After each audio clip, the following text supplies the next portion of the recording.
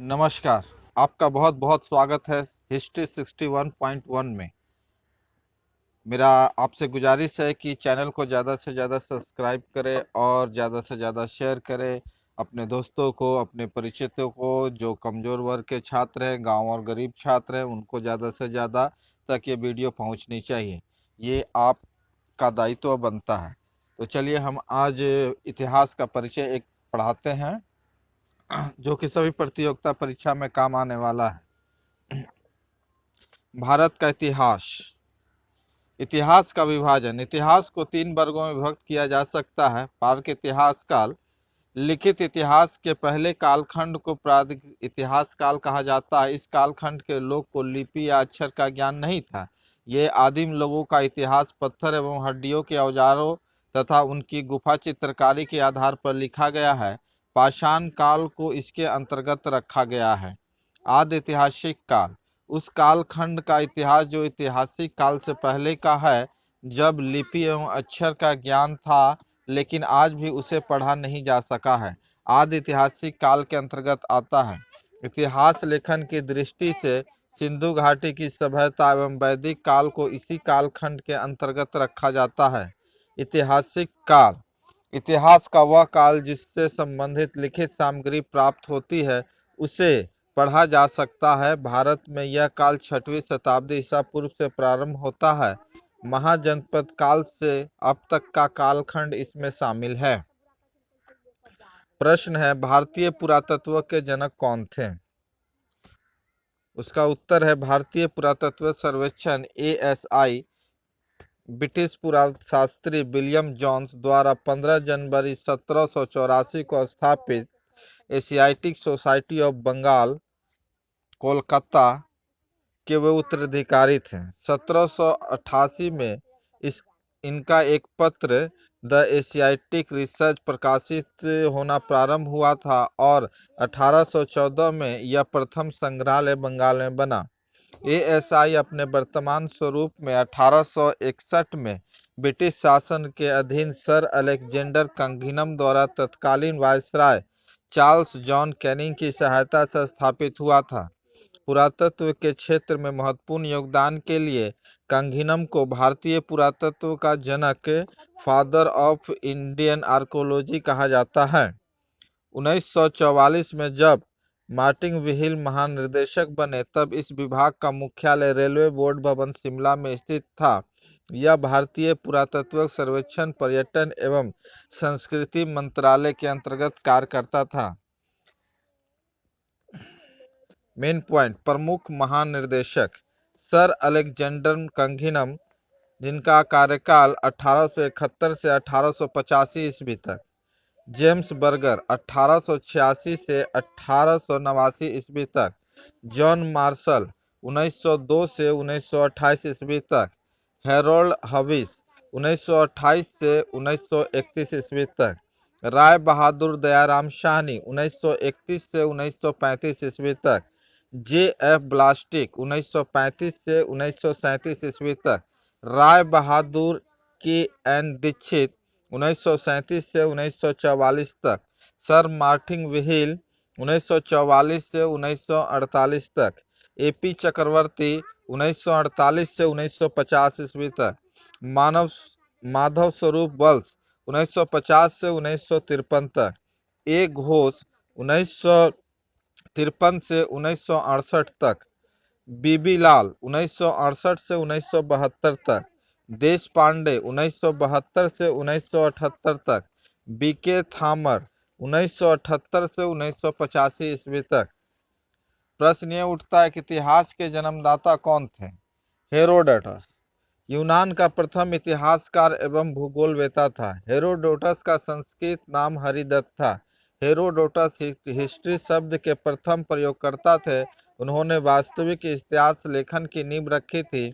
Roman दार्शनिक Cicero ने Herodotus को इतिहास का जनक, पिता, फादर ऑफ द हिस्ट्री की संज्ञा दी है।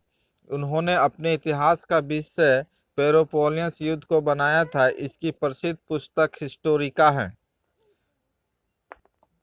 पुराणों में 4 युग। पुराणों में कौन सा 4 युग का वर्णन है? पुराणों में 4 युग कृत या सतयुग, दूसरा त्रेता युग, तीसरा द्वापर युग, चौथा कलयुग बताए गए हैं। इनमें हर युग अपने पिछले युग से घटिया बताया गया है और कहा गया है कि एक युग के बाद जब दूसरा युग आरंभ होता है तब नैतिक मूल्यों और सामाजिक मापदंडों का अधपतन होता है। इतिहास में काल, स्थान एवं विशेष महत्व को स्पष्ट किया गया है। कल्प, ब्रह्मा का दिन, मानवतर 71 दिव्य युग 4 युग, सतयुग, त्रेता युग, द्वापर युग, कलयुग। युग, अवतार एवं जीवों का विकास। ये कैसे हुआ है ये देखिए। प्रथम सतयुग, सतयुग में मत्स्य अवतार, मछली, जलीय जीव। दूसरा कुर्रम अवतार, कछुआ, उभयचर, स्थल जल। तीसरा बराह अवतार, सुअर, थल का पशु। चौथा नरसिंह अवतार, अर्ध मानव, पशु व मानव का बीच का जीव। त्रेता युग में 52 अवतार, बौना, लघु मानव। छठा परशुराम अवतार, फारस, शास्त्र वाले मानव। सातवां राम अवतार, राम, समुदाय में रहने वाले मानव। द्वापर में कौन सा अवतार हुआ? कृष्ण अवतार, कृष्ण पशुपालन करने वाले मानव। नौवां बुद्ध अवतार, बुद्ध, कृषि कर्म को बढ़ावा देने मानव। कलयुग, कलयुग में कलिक अवतार, कलिक भविष्य का मानव, संहार शक्ति वाला मानव। विष्णु पुराण में 4 युगों का सही क्रम इस प्रकार बताया गया है। इतिहास की तिथियां।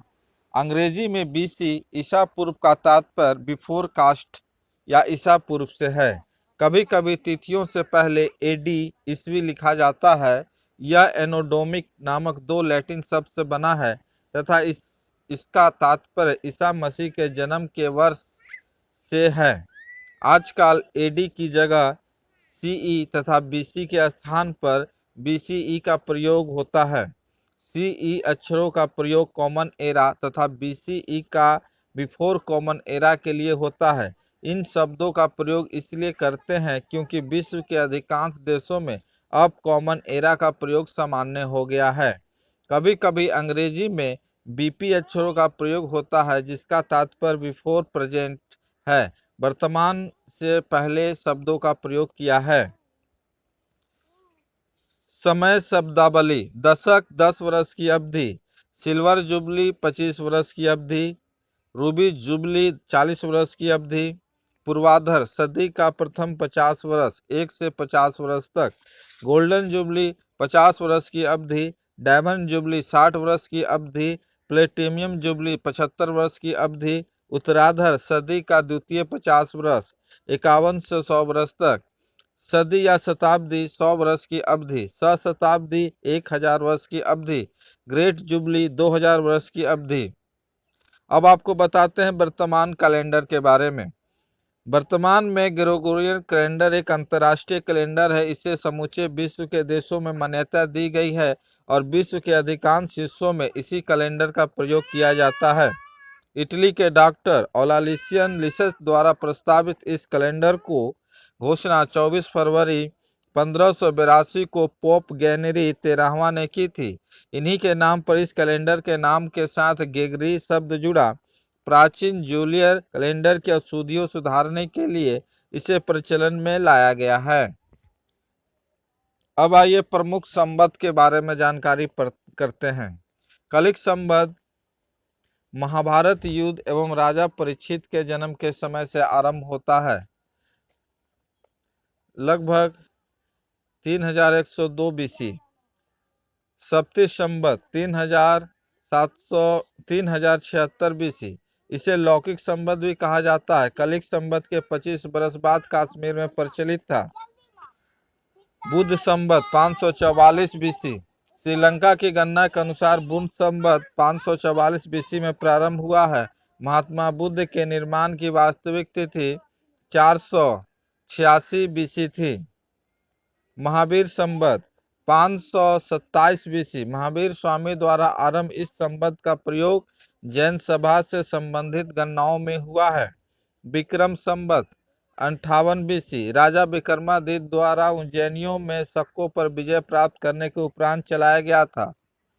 ईसा मसीह का जन्म ईसा मसीह का जन्म प्रथम शताब्दी माना गया है, जिसमें पहले का काल बीसी और बाद का एडी कहलाता है।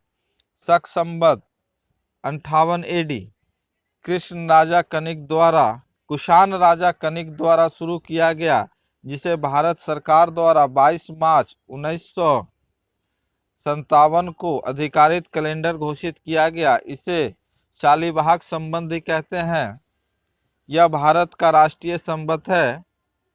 कालचुरी संवत 248 एडी अभारी राजा के बाद में चेदी ने कालचुरी द्वारा प्रयुक्त होने पर यह कालचुरी संवत कहलाया। गुप्त संवत 319 एडी गुप्त वंशीय शासक चंद्रगुप्त प्रथम द्वारा प्रारंभ हुआ। हर्ष संवत 606 एडी कन्नौज के शासक हर्षवर्धन द्वारा राज्यारोहण के समय से प्रारंभ किया गया।